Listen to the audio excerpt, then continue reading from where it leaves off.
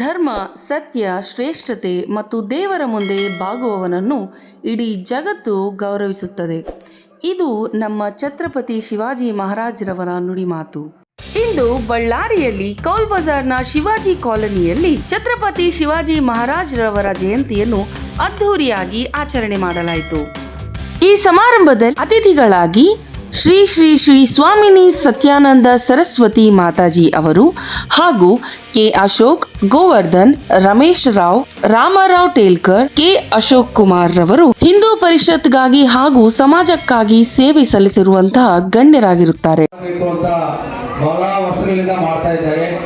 ಆದರೆ ಇವರೆಲ್ಲರೂ ಕೂಡ ಒಂದು ಸಂಘಟನೆಗೆ ಕೈ ಜೋಡಿಸಿ ಸುಮಾರು 7 ವರ್ಷದಿಂದ ಇಲ್ಲಿ ಶಿವಾಜಿ ಜಯಂತಿ ಆಚರಣೆ ವಿಶ್ವ ಹಿಂದೂ ಪರಿಷತ್ತಲ್ಲಿ ನಡೀತಾ ಇದೆ. ಅದೇ ರೀತಿ ನೀವೆಲ್ಲರೂ ಸಹಕಾರ ನೀಡುವಂತಹ ವೇದಿಕೆ ಮುಂಭಾಗದಲ್ಲಿರುವಂತಹ ನಿಮ್ಮೆಲ್ಲರೂ ಕೂಡ ಧನ್ಯವಾದಗಳು ತಿಳಿಸ್ತಾ, ಇವತ್ತು ಈ ಶಿವಾಜಿ ಜಯಂತಿ ಮಹಾರಾಜರ ಕಾರ್ಯಕ್ರಮ ಅಂಗವಾಗಿ ಬಳ್ಳಾರಿ ನಗರದಲ್ಲಿ ಅದ್ಧೂರಿಯಾಗಿ ನಡೀತಾ ಇದೆ. ಮೊನ್ನೆ ಛತ್ರಪತಿ ಶಿವಾಜಿ ಮಹಾರಾಜರ ಜಯಂತಿಯನ್ನು ಬಳ್ಳಾರಿ ನಗರದಲ್ಲಿ ಬಹಳ ವಿಜೃಂಭಣೆಯಾಯಿತು. ಪ್ರತಿ ವರ್ಷ ನಾವು ಇಲ್ಲಿ ಶಿವಾಜಿ ಕಾಲೋನಿಯಲ್ಲಿ ವೇದಿಕೆ ಕಾರ್ಯಕ್ರಮ ಮಾತ್ರ ಸೀಮಿತ ಆಗ್ತಾ ಇದ್ದೇವೆ. ಅದೇ ಇನ್ನೂ ಸ್ವಲ್ಪ ನಾವು ಮುಂದಕ್ಕೆ ಹೋಗಬೇಕಿದೆ. ಅದೇ ಈ ವರ್ಷ ಕೂಡ ಇದೇ ರೇಡಿಯೋ ಪಾರ್ಕ್ ಕೌಲ್ ಬಜಾರಿಂದ ನಾವು ಮೆರುಗಿನಿಂದ ಇಲ್ಲಿ ಬರಬೇಕು ಅಂತ ಯೋಜನೆ ಮಾಡಿದ್ದೀವಿ. ಅದು ಕೂಡ ಸ್ವಲ್ಪ ಸಂದರ್ಭ ಮೇಲೆ ನಾವು ಈ ವೇದಿಕೆ ಕಾರ್ಯಕ್ರಮಕ್ಕೆ ಸೀಮಿತ ಆಗಿದೆ. ಆದರೆ ಶಿವಾಜಿ ಮಹಾರಾಜರ ಇವತ್ತು ನಾವು ಛತ್ರಪತಿ ಶಿವಾಜಿ ಮಹಾರಾಜ್ ಅಂತ ಮೇಲೆ ಎಲ್ಲ ಯುವಕರಿಗೆ ಒಂದು ಪ್ರೇರಣೆ ಆಗಬೇಕು. ಆದರೆ ಛತ್ರಪತಿ ಶಿವಾಜಿ ಮಹಾರಾಜು ಒಂದೇ ಸಮಾಜಕ್ಕೆ ಸೀಮಿತಲ್ಲ. ಈ ಭಾರತದಲ್ಲಿ ಹಿಂದೂ ಸಾಮ್ರಾಜ್ಯವನ್ನು ಕನಸು ಕಂಡಿರುವಂತಹ ವ್ಯಕ್ತಿ ಶಿವಾಜಿ ಮಹಾರಾಜ್. ಆದರೆ ನಾವೇನು ಮಾಡ್ತಾ ಇದ್ದೀವಿ, ಶಿವಾಜಿ ಮಹಾರಾಜ್ ಜಯಂತಿ ಅಂತಂದ್ರೆ ಕೇವಲ ನಾವು ಮರಾಠ ಸಮಾಜದವರೆಗೂ ಮಾತ್ರನೇ ಸೀಮಿತ ಆಗ್ತಾ ಇದೆ. ಅದು ಯಾವುದೇ ಕಾರಣಕ್ಕೆ ಈ ದೇಶದಲ್ಲಿ ಬಹಳಷ್ಟು ಮಹಾಪುರುಷರಿದ್ದಾರೆ. ಸುಲ್ತಾನರ ಕೈ ಕೆಳಗೆ ಕೆಲಸ ಮಾಡುವ ಸರ್ದಾರರು ಆ ಸುಲ್ತಾನನಿಗೆ ಕಪ್ಪು ಕಾಣಿಕೆ ಅರ್ಪಿಸ್ತಾ ಇರ್ತಾರೆ. ಕಪ್ಪು ಕಾಣಿಕೆ ಅರ್ಪಿಸಿ ಮುದ್ರೆ ಸಲ್ಲಿಸ್ತಾ ಇರ್ತಾರೆ. ಅದೇ ರೀತಿ ಒಬ್ಬ ಧೀಮಂತ ವ್ಯಕ್ತಿತ್ವ, ಒಬ್ಬ ಹಸನಮುಖಿ ಸುಂದರ ಬಾಲಕನ ಜೊತೆ ಬರ್ತಾರೆ. ಆ ಧೀಮಂತ ವ್ಯಕ್ತಿ ಸುಲ್ತಾನರ ಸರ್ದಾರ. ಬಂದು ಕಪ್ಪು ಕಾಣಿಕೆ ಅರ್ಪಿಸಿ ಸಲಾಂ ಮಾಡ್ತಾನೆ, ಮುದ್ರೆ ಸಲ್ಲಿಸ್ತಾರೆ. ಮುದ್ರೆ ಸಲ್ಲಿಸ್ತಾ ಹಿಂದೆ ಸರಿದು ಆ ಬಾಲಕ ತನ್ನ ಜೊತೆ ಏನು ಕರ್ಕೊಂಡು ಬಂದಿದ್ರಲ್ಲ ಆ ಬಾಲಕನಿಗೆ ಹೇಳ್ತಾರೆ, ಮಗು ಸುಲ್ತಾನನಿಗೆ ನೀನು ಸಲಾಂ ಮಾಡು, ಮುದ್ರೆ ಸಲ್ಲಿಸು. ಆ ಬಾಲಕ ಗಂಭೀರವಾಗಿ ಎದೆ ಸಡಿಸಿ ನಿಲ್ತಿರ್ತಾನೆ. ಇನ್ನೊಮ್ಮೆ ಹೇಳ್ತಾನೆ, ಮಗು ನಾನು ಹೇಳಿ ಕೇಳಿಸ್ತಾ ಇದೀಯ ನನಗೆ? ಸುಲ್ತಾನನಿಗೆ ನಮಸ್ಕಾರ ಮಾಡು. ಸುಲ್ತಾನನ ಆಶ್ರಯದಲ್ಲಿದ್ದೀವಿ ನಾವು. ಅವನು ನಮಸ್ಕಾರ ಮಾಡಿದ್ರೆ ಅವನು ಇನ್ನೂ ಅನೇಕ ನಮಗೆ ಕೊಡುಗೆಗಳನ್ನು ಕೊಡ್ತಾನೆ ಅಂತ ಹೇಳ್ತಾರೆ. ತಕ್ಷಣ ಆ ಬಾಲಕನ ಬಾಯಿಯಿಂದ ಸಿಡಿಗುಡ್ಡಿನಂತೆ ಮಾತು ಬರುತ್ತೆ. ತಾಯಿಗೆ ನಮಸ್ಕರಿಸ್ತೀನಿ, ತಾಯಿ ನಾಡಿಗೆ ನಮಸ್ಕರಿಸ್ತೀನಿ, ಆದರೆ ವಿದೇಶಿ ದಾಳಿಕೋರರಿಗೆ ನಾನು ತಲೆ ಬಾಗೋದಿಲ್ಲ ಅಂತ ಸಿಡಿ ಗುಂಡಿನಂತೆ ಮಾಡ್ತಾರೆ. అది చెప్పడానికి కూడా బాగుంటుంది. 20 ఏళ్ల తర్వాత ఊహించుకుంటే కన్నీళ్ళు వస్తాయి. మనం బాగుంటున్నాం ప్రస్తుతానికి. మనది కాశ్మీర్ కాలేదు, బళ్ళారి ప్రశాంతంగా ఉంది. దుర్గమ్మ దయ వల్ల మనం అందరం బాగానే ఉన్నాం. కరోనా వచ్చిపోయి కూడా మనం బాగానే ఉన్నాం. అవునా? కలిసి ఉన్నాం ఇక్కడ అందరం.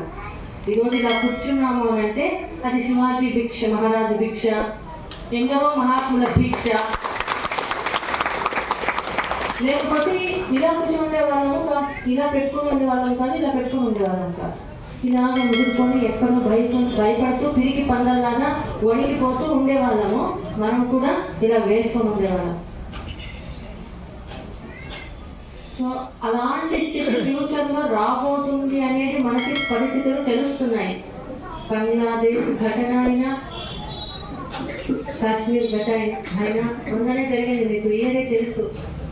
అడిగి నువ్వు హిందువా అని అడిగి జరిగింది. అవన్నీ జరిగినప్పటికీ మళ్ళీ మనమంతా కూడా మన ప్రధానమంత్రి గారి తప్పు కాదు. వాళ్లకు సింధు అని ఒక స్త్రీ శక్తినే మళ్ళీ ఉపయోగించారు. సో ఇలాంటివి ఎంతో ఉంటుంది. అదంతా ఒక విషయం. అయితే ఇప్పుడు ఒక వ్యాధి వచ్చింది అనుకుందాం మన దేహానికి. ఇది ఒక భారతదేశం. ఈ దేశానికి ఒక వ్యాధి వచ్చింది అనుకోండి. ఏం చేయాలి ఇప్పుడు? ఈ వ్యాధికి మనం ఏం చేయాలి? ఈ వ్యాధి ఎలా వచ్చింది, ఈ వ్యాధికి ముందు మందు ఎవరు వేశారు డాక్టరు అని కొంచెం తెలుసుకోవాలి. చరిత్ర చాలా ముఖ్యం. మనము ఇప్పుడు ఏం చేయాలి?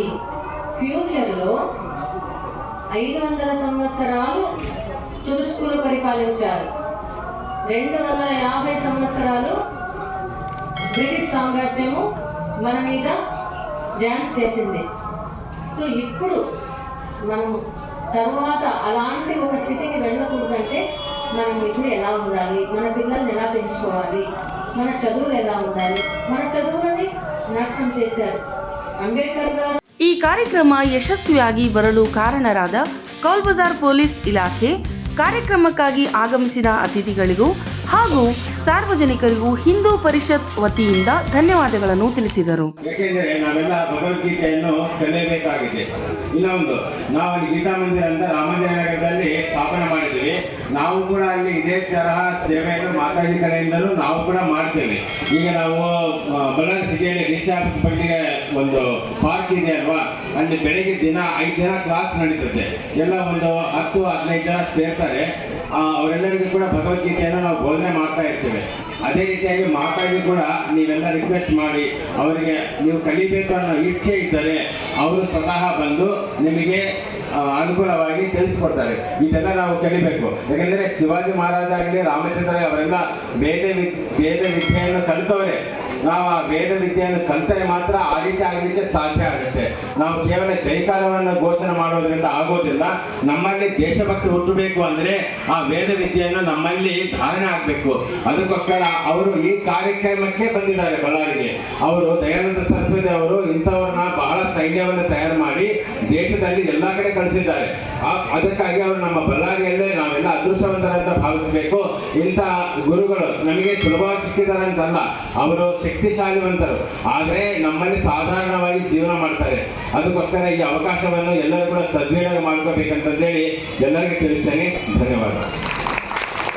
ಬಳ್ಳಾರಿ ವಾರ್ತೆ ಯೂಟ್ಯೂಬ್ ಚಾನೆಲ್ನ ವತಿಯಿಂದ ಎಲ್ಲರಿಗೂ ಛತ್ರಪತಿ ಶಿವಾಜಿ ಮಹಾರಾಜ್ ರವರ ಜಯಂತಿಯ ಶುಭಾಶಯಗಳನ್ನು ಕೋರ್ತಿದ್ದೇವೆ. ಬಳ್ಳಾರಿಯ ಸಮಗ್ರ ಸುದ್ದಿಗಾಗಿ ಬಳ್ಳಾರಿ ವಾರ್ತೆ ಚಾನೆಲ್ಗೆ ಹಿಂದೆ ಸಬ್ಸ್ಕ್ರೈಬ್ ಮಾಡಿ.